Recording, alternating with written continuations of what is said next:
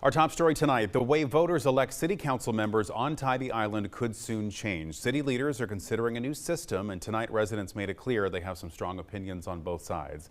WSAV's Isabella Baez was at the meeting. She joins us now with the story. That's right, Ben. The election system was supposed to be on tonight's agenda, but was removed due to city leaders needing more time to review the topic. However, that didn't stop residents from speaking out. Old saying may apply here: if it ain't broke, don't fix it. City of Tybee Mayor Brian West proposed a referendum to change the way the city council election system works. Currently, the top 3 people with the most votes get a seat, but West is proposing a change to make each seat a position, meaning residents will vote for 3 specific positions. That change would be where we elect people one by one, just like every other election, just the same way we elect our senators, the way I'm elected here, the way we elect our representatives, and it would just be that you would vote on each seat up there. West saying this will allow the people to win with the majority votes instead of votes being so spread out. So right now our election system, we elect 3 people out of how many ever are running, like 9, 10 people. What normally happens is that the people who are elected only get like 30 to 40% of the people that voted.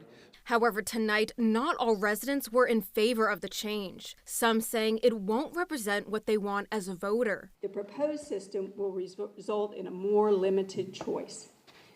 What if my top 3 choices all run for the same posts or 2 posts? I wouldn't be getting to choose who I most want to be on council.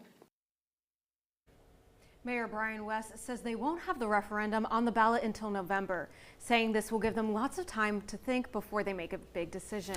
So Isabella, another big topic on Tybee Island is that $20 million renourishment project. Was that talked about at the meeting tonight? They did speak on that tonight. City Manager Brett Bell said that $12 million of the project are coming from federal funds, and the city of Tybee is responsible for the other $8 million, which they have secured.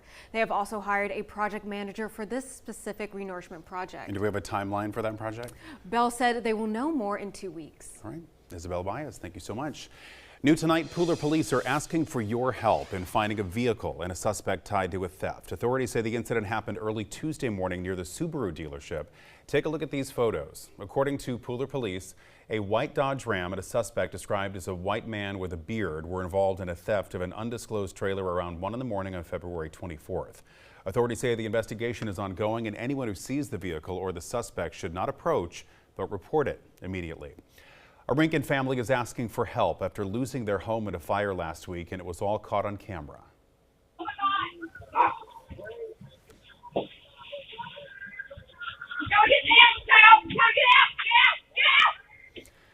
Haley Cooler tells WSAV it took just 30 seconds for smoke to fill the home and about 2 minutes for it to be destroyed. She says 3 family members, all living with disabilities, had to quickly escape along with several pets. Everyone made it out safely, but the family did lose 1 cat in the fire and is still searching for another. They're asking the community to be on the lookout for that pet. The home, however, is now unlivable. The family has set up a GoFundMe account. You can find a link at WSAV.com. New developments tonight. A former Beaufort County preschool teacher already facing state child sex crime charges has now been indicted at the federal level.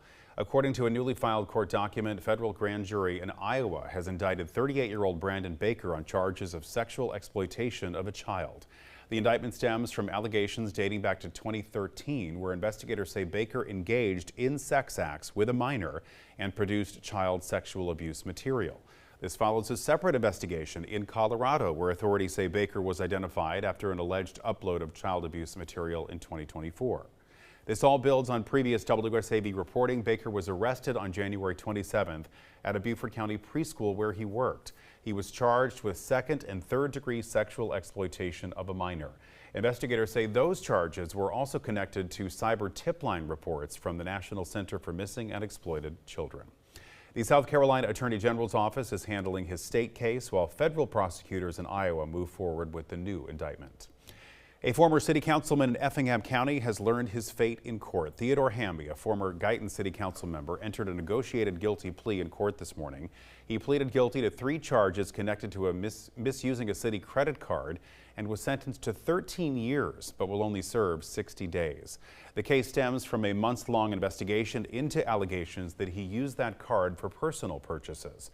Hamby was suspended from office by Governor Brian Kemp last August and later resigned from his seat in December.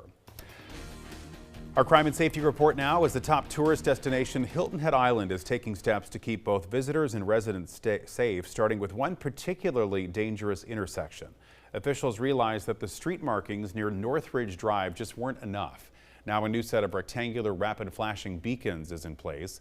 These bright lights alert drivers and give pedestrians and cyclists a clear, safer path through the busy area. To add an extra layer of protection, the speed limit has also been lowered to 40 miles per hour. Safety isn't just about drivers, pedestrians need to be responsible too. They need to look, they need to stop, they need to look, they need to make sure that there's no traffic coming and that it's safe for them to cross. This is the first intersection of its kind on the island, and if it proves successful, it could be just the beginning of a broader effort to make streets safer on Hilton Head. The city of Savannah is looking ahead for the future of the Westside Canal District and the area around Market Arena. Officials say this time they want the community to help shape what comes next. WSAV's Nikaya Harris has a closer look at the plans and what neighbors are saying. The city of Savannah says this planning effort started about 5 years ago, working with neighborhoods and the larger community to figure out how to limit negative impacts from the Market Arena while looking at opportunities for revitalization. We're in the process right now of conducting a study, and we're looking specifically at 5 city-owned properties in the Canal District and working with the community to figure out what type of uses they would like to see on those city-owned properties. Director of Planning and Urban Design Bridget Liddy says residents have shared what matters most, from housing and business opportunities to keeping the character of the neighborhood intact. That feedback is shaping how city staff think about future development. I think one of the main things that we heard was the need for legacy residents to be celebrated and to stay in place.